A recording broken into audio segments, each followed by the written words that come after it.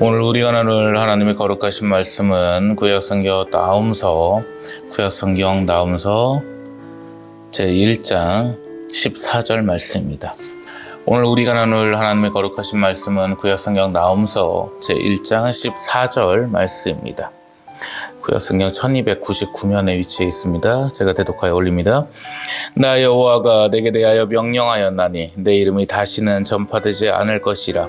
내가 내 신들의 집에서 새긴 우상과 부은 우상을 멸절하며 내 무덤을 준비하리니 이는 내가 쓸모없게 되었음이라. 아멘. 아버지 하나님, 은혜와 사랑 가운데 오늘 하루를 허락하셔서 아버지의 말씀을 나누며 아버지께 영광 돌리며 찬양케 하심을 감사드리옵나이다.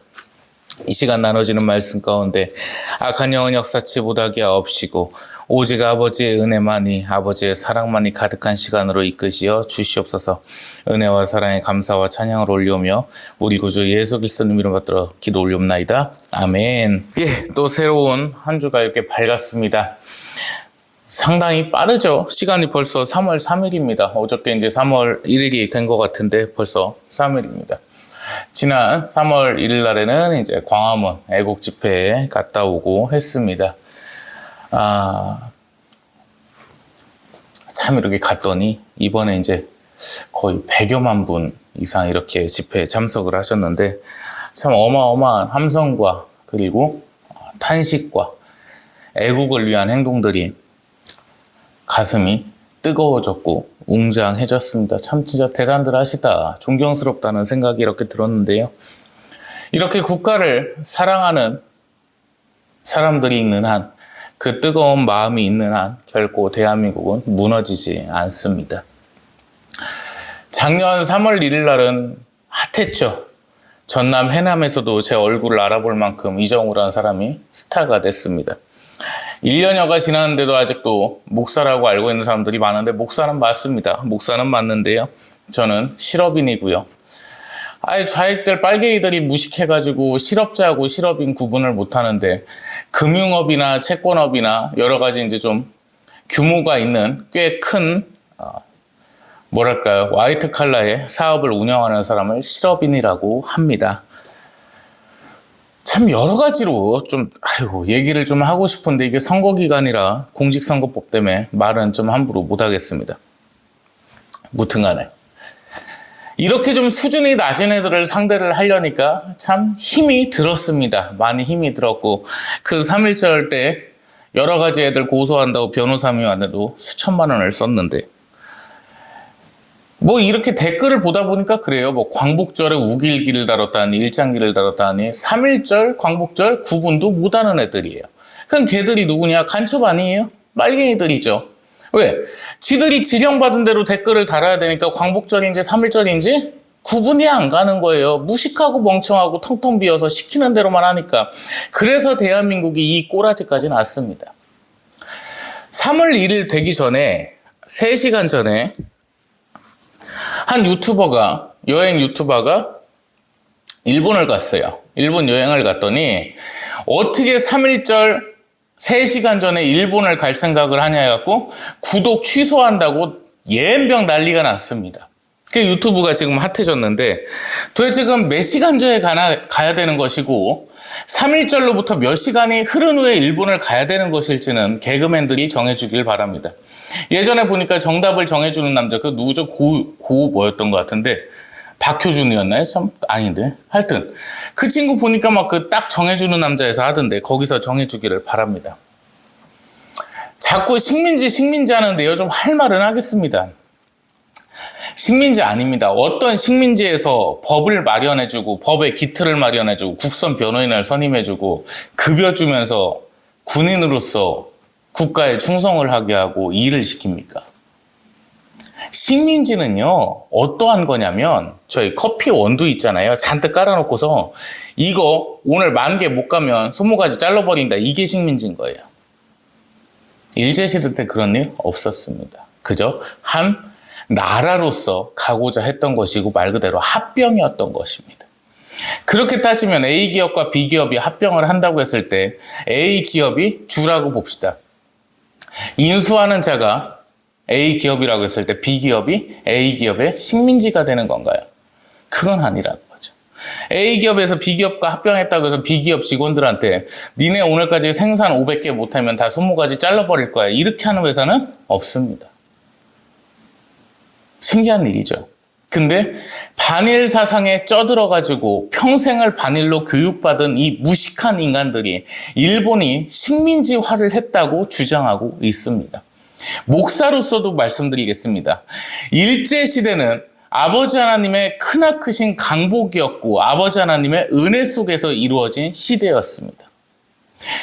풀 뜯어먹고 호랑이한테 물려 죽던 시절에 나라가 황폐해졌고 탐관 오류로 인해서 망해가던 시절에 일본이라는 우리보다 훨씬 더 먼저 현대화를 일으켰고 근대화를 일으켰던 선진국이 우리를 도와줬던 겁니다. 그거는 부정할 수 없는 사실이죠.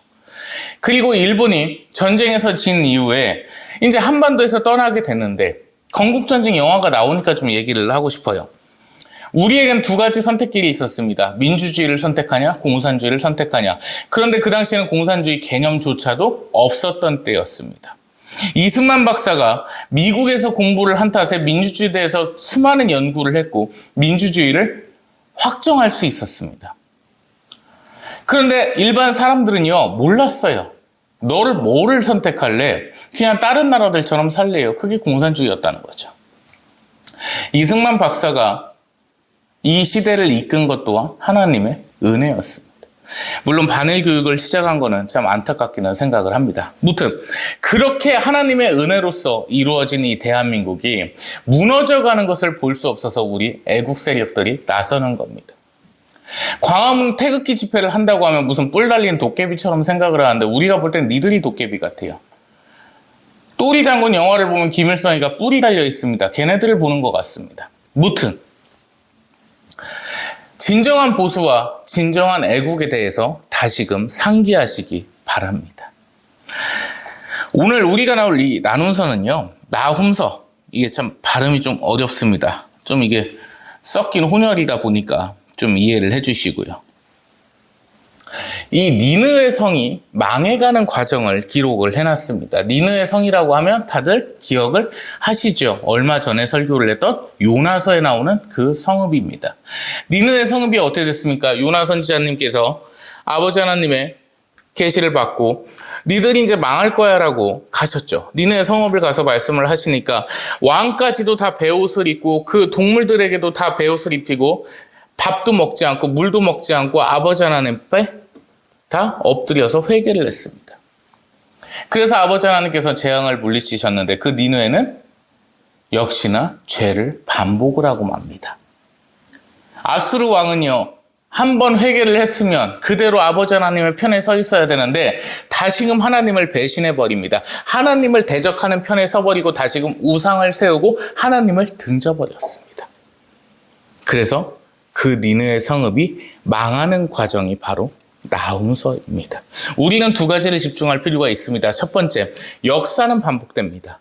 그 역사라는 것은 뭐냐? 죄의 역사는 반복된다는 겁니다. 두 번째, 인간은 본성, 근성을 버리기가 매우 힘들다는 겁니다.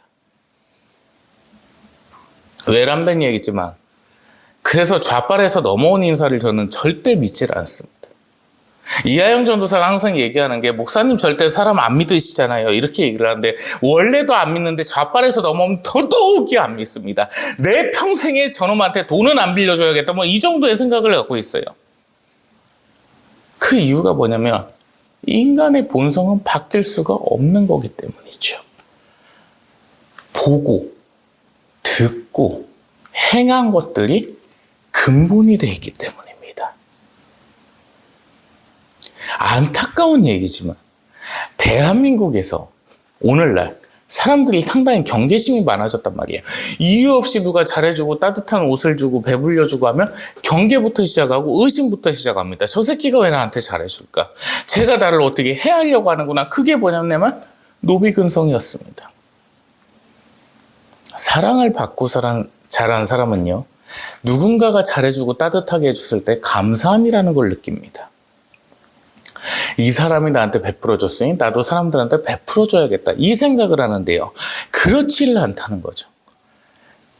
전 백성의 70%가 노비였던 조선시대가 지금까지 이어져 왔기 때문에 그따위 생각을 갖고 있는 겁니다.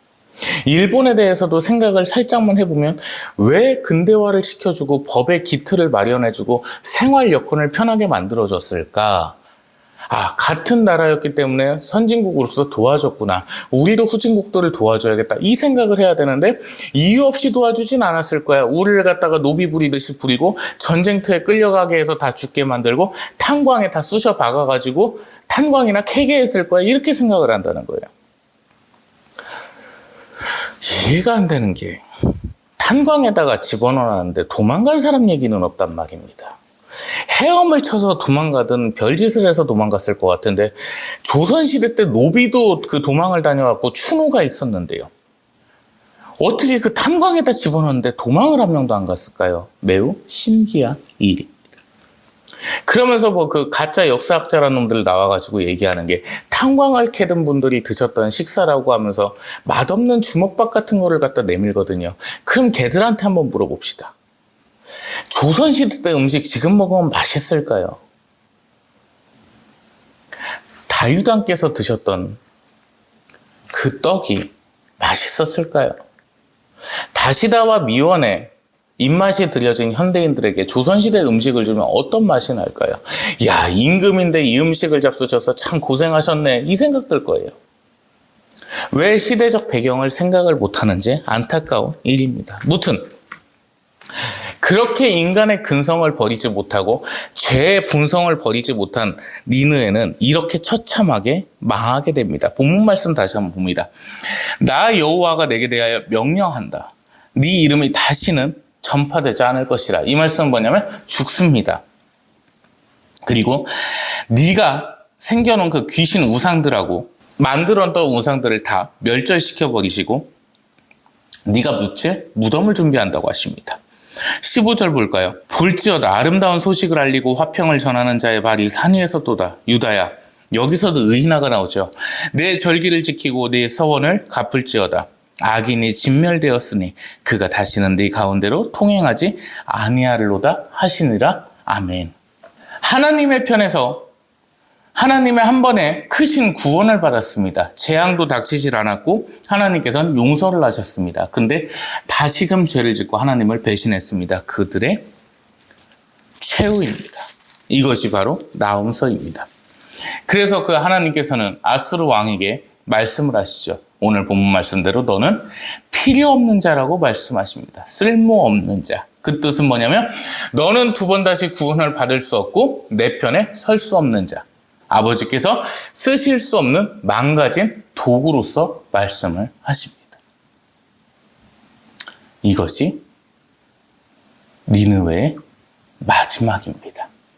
넘어가서 우리 나훔서 제3장 18절 19절 말씀 보겠습니다.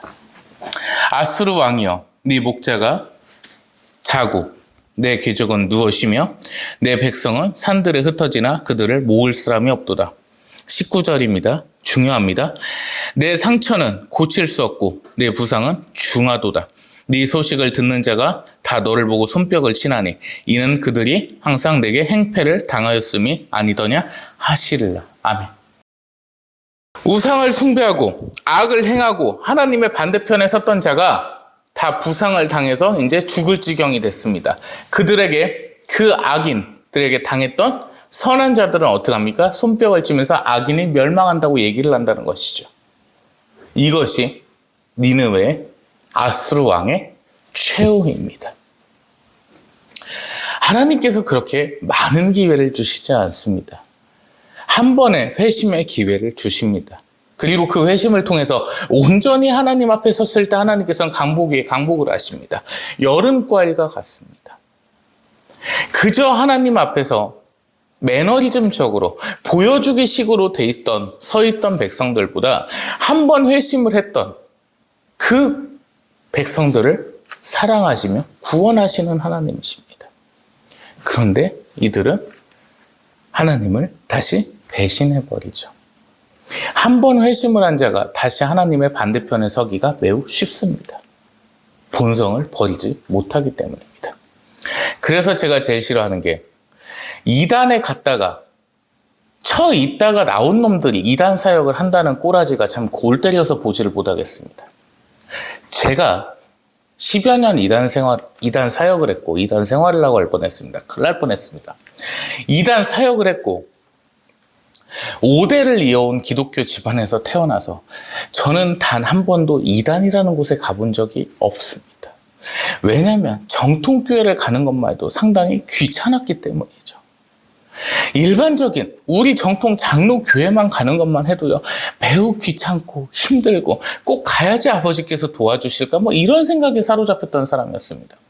그나마 지금은 기업인이고 목사니까 주일날 안 나올 수는 없으니까 설교를 해야 되니까 나오기 때문인데, 직장 생활을 할 때만 해도 토요일날 되면 부담감이 일단은 가슴에 먹먹하게 자리를 잡습니다. 야, 내일 11시 예배인데 몇 시에 일어나서 또 예배를 가야 되고, 또 성가대라고 붙잡으면 또 거기 서 있어야 되고, 성가대 연습은 왜 꼭 밥을 먹고 하는가? 그래서 3시에서 4시 정도에 끝난단 말입니다. 그러면 10시에 교회를 가는데 3시에서 4시까지는 꼼짝없이 붙잡혀 있어야 된다는 말이죠.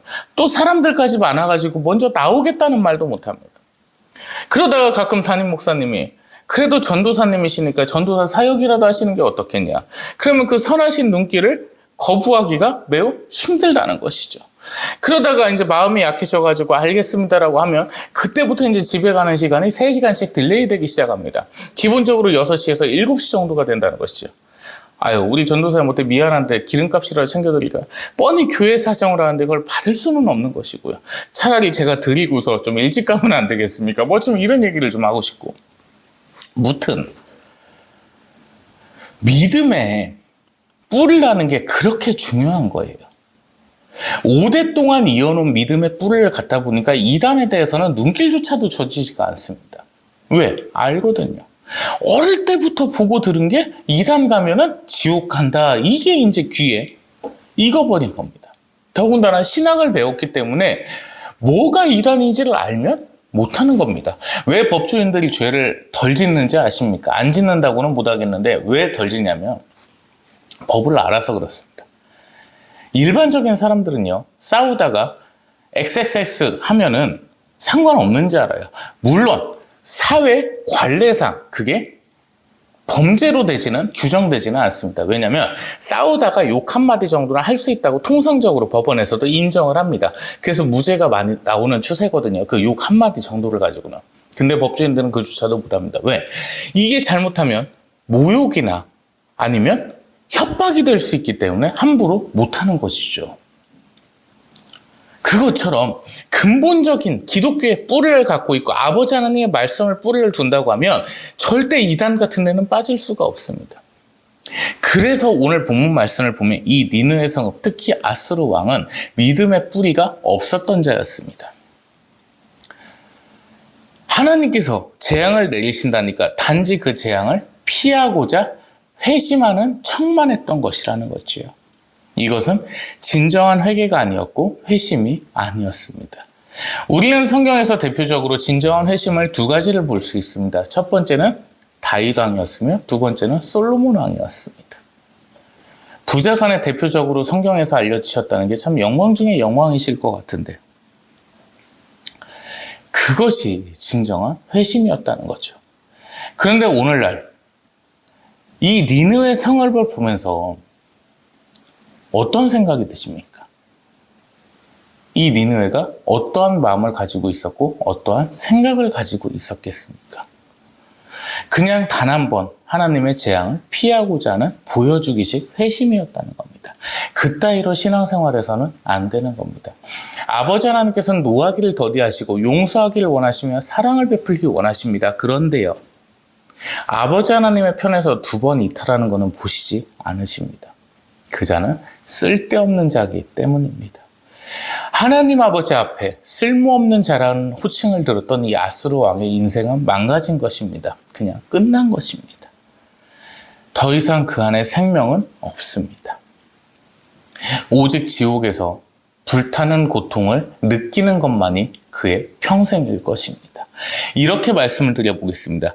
지금도 아스루 왕은 지옥에서 불타는 고통을 겪고 있습니다. 이 시간에도 겪고 있다는 겁니다. 그렇게 생각하면 예수님 잘 믿어야 되지 않겠습니까? 당황해서 되겠습니까?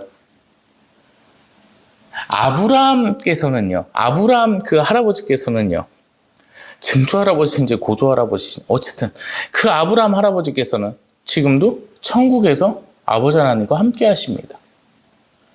그런데 아수르 왕은 지금도 지옥에서 불타고 있어요.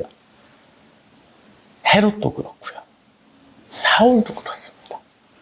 그 생각을 하면 정신이 좀 번쩍 뛰어야 되는데요. 구연동화를 해드릴 수도 없고 글로만 말로만 설명을 하다 보니까 별거 아닌 것처럼 느껴질 거예요. 그렇지 않다는 겁니다. 성경에서 말씀하시는 구원은요, 오직 필요한 자에게, 애원하는 자에게, 구하는 자에게 이루어집니다. 여러분, 결코 하나님의 편에서 이탈하지 마십시오. 그리고 하나님의 편에서 떠나지 마십시오. 이 니느웨 성읍이 망가지고 아수르 왕이 망가지는 것처럼 인생을 살지는 마십시오. 오직 하나님께서는 우리를 사랑하십니다. 그분이 우리 아버지십니다. 우리네 인생에서 놀라운 일들을 많이 겪을 수가 있습니다. 불과 이틀 전인 3월 1일 날도 하나님의 역사를 저는 눈앞에서 봤습니다. 그놈의 공직선거법이 뭔지 참 얘기하기가 힘든데 그래도 간증거리니까 좀 얘기를 좀 하려 합니다. 이하영 전도사님이 당에다가 이력서를 냈는데 이력서가 잘못 들어갑니다. 엉뚱한 잘못된 그 약식 이력서가 들어가가지고 당에서 그 이력서를 빼버렸답니다. 그런데 어떤 분이 이하영 전도사의 배지를 보고서 다가오셨답니다. 연세 지긋하신 분이, 당직자분이. 그래서 아니 누구냐 하면서 이제 말을 걸더랍니다. 그렇게 얘기를 하다가 이력서가 잘못 간 사실을 알게 됐고 그것으로 인해서 정식 이력서가 잘 들어가서 잘 진행이 됐습니다. 저 목사님 무슨 말씀일까 하는데 저도 무슨 말을 하는지 모르겠어요. 말도 안 되는 상황이 일어나가지고 도대체 무슨 말인지를 모르겠습니다. 아버지 하나님께서 하시면 그렇다니까요. 사람을 통해서 역사를 하시는데요. 우리 생각으로는 도저히 상상도 안 되는 일이 벌어지고 있다는 겁니다. 그분이 아버지 하나님이십니다. 그런데 함부로 살 수 있습니까? 우리네 삶은요. 우리 성도들의 삶은 하나님께서 꽉 잡고 계십니다. 그리고 우리의 의식주, 언행, 행동, 말 다 인도하십니다. 우리 아버지시니까요. 그분이 우리 하나님이십니다. 저희 이제 시당위원장 목사님과 3월 1일 날 우리 이하영 전도사와 제가 택시를 타고 이제 광화문에서 내려오는데 그 택시기사님이 그러더라고요. 뭐 얘기를 좀 하다 보니까 기독교인인 것 같아요. 근데 말이 좀 모나요. 그래서 참 눈이 좀 슬퍼 보이고. 그래서 사정을 들어보니까 2시간 반 동안 내려왔으니 얼마나 얘기를 많이 했겠어요. 잘 수도 없고. 또 운전하는 사람 자기 하면 큰일 납니다. 그렇기 때문에 말을 항상 걸어줘야 되거든요. 아이를 낳은 지 한 달 만에 그 사모님이 돌아가셨답니다. 힘들게 참 사시고 계시는데 어떤 권사가 고등학교 때 등록금 내준다고 하고서 구라치고 날라가지고 고등학교도 자퇴를 하셨대요. 그래서 이제 택시 운전을 하시면서 그날 나와서 3월 1일 날 나와서 1시간 됐는데도 손님이 한 명도 없었답니다. 아버지 하나님 오늘 20만 원만 벌게 해주세요. 진짜 20만 원 필요한데 아버지 자식이니까 좀 챙겨주십시오라고 기도를 했답니다. 그랬더니 갑자기 카카오 택시에 딱 떴는데 오송역에 가는 손님이 있었다는 겁니다. 그게 바로 저희였죠. 그래도 한 12만 6천 원에서 13만 원 정도 나오는 손님이었는데 그 얘기를 듣자마자 제가 그랬습니다. 제가 계좌번호 주시면 20만 원 보내드릴게요. 그랬더니 매우 흡족해하고 기뻐하시더라고요. 겨우 7만 원, 6, 7만 원 차이인데요. 그분한테 6, 7만 원 채워드린다고 해서 큰 손해가 아니에요. 그건 나누고 베풀면 더불어 사는 세상입니다. 그것이 사람 사는 세상입니다. 믿는 사람끼리 서로 도와가면서 보탬을 줘가면서 또 도움을 받으면서 사는 게 더불어 사는 성도의 삶이에요. 성도의 교제를 믿는다며요. 그렇게 좀 사십시다. 이번 22대 총선도요. 진짜 더불어서 살 수 있는 정책을 추진할 수 있는 국회의원들이 많이 나왔으면 좋겠어요. 서로가 서로를 돕고, 무조건 여당에서 얘기하면 야당에서 반대를 위한 반대부터 하고, 야당에서 뭐 하면 여당에서 반대에 반대부터 하고, 그렇게는 안 했으면 좋겠다는 거예요. 정말 서로 더불어서 따뜻하게 살 수 있는 나라 좀 만들어 봅시다. 이게 국회의원의 본분인 것이죠. 그게 정치인들의 본분인 것입니다. 저 좌빨들은요, 얘기 안 하랍니다. 선관위에서 얘기하는데 제 설교가 다 모니터링이 되고 있다고 합니다. 그래서 저는 이유를 알았습니다. 뭐 자기들 얘기로는 사이버 무슨 네티즌들이 뭐 어떻게 막 보고서 뭐 제보를 하고 한다는데요. 구독자 1000명도 안 되는 교회 채널이 어떻게 알려졌을까? 아, 일장기 때문이구나. 이렇게 제가 이제 알게 된 거죠. 저희 새샘교회는 공직선거법을 준수합니다. 그래서 특정 당이 생각나는 색깔은 오늘부터 안 입기로 했습니다. 그래서 정장도 색깔을 갖다가 좀 톤을 다운 시켰고요. 셔츠는 항상 흰색입니다. 어떤 색깔이 칠해질지 모릅니다. 넥타이도 빨간색을 하면 국민의힘이 생각날까봐 자주색을 하게 됐습니다. 이렇게 공직선거법을 잘 지키는 교회도 없을 겁니다. 무튼 간에 이 4월 10일 제22대 총선, 국민이 더불어서 국민이 따뜻하게 살 수 있는 정치인들이 많이 나오기를 바라면서, 두 번째는 아버지 하나님 앞에서 결코 떠나지 마십시오. 그 최후는 이 아수르 왕과 같습니다. 마지막 절을 한번 다시 읽고 마치도록 합니다. 나음서 제3장 19절입니다. 내 상처는 고칠 수 없고 내 부상이 중하도다. 네 소식을 듣는 자가 다 너를 보고 손뼉을 치나니 이는 그들이 항상 내게 행패를 당하였으며 아니더냐 하시니라. 아멘. 아버지 하나님 감사합니다. 사랑합니다. 아버지의 품에서, 아버지의 편에서 영원히 떠나지 말게 하셔 주시옵소서. 늘 아버지의 은혜 가운데 있게 하옵시고 늘 아버지의 강복 가운데 있게 하시어 주시옵소서. 세상 모든 고민과 고초들, 근심들을 안고 이 자리에 나왔사오니 아버지께서 그 마음에 평안을 이끄시어 주시옵고 늘 함께 하시어 주시옵소서. 이 한 주 아버지께 의탁하며 우리 구주 예수 그리스도님 이름으로 기도 올리옵나이다. 아멘. 이제는 살아계신 우리 구주, 우리의 생명이신 아버지 하나님의 무한하신 은혜와 우리의 주, 우리의 거룩하신 구주 되신 예수 그리스도의 무한하신 은혜와 언제나 우리를 이끄시며 언제나 우리 가운데 역사하시는 성령 하나님의 크시고도 크신 인도하심이 이 시간 아버지 앞에 엎드려 아버지 앞에 회개하며 아버지 앞에만 있길 원하는 모든 거룩한 성도들 머리 위에 이제로부터 영원 무궁토록 항상 함께 계실지어다. 아멘.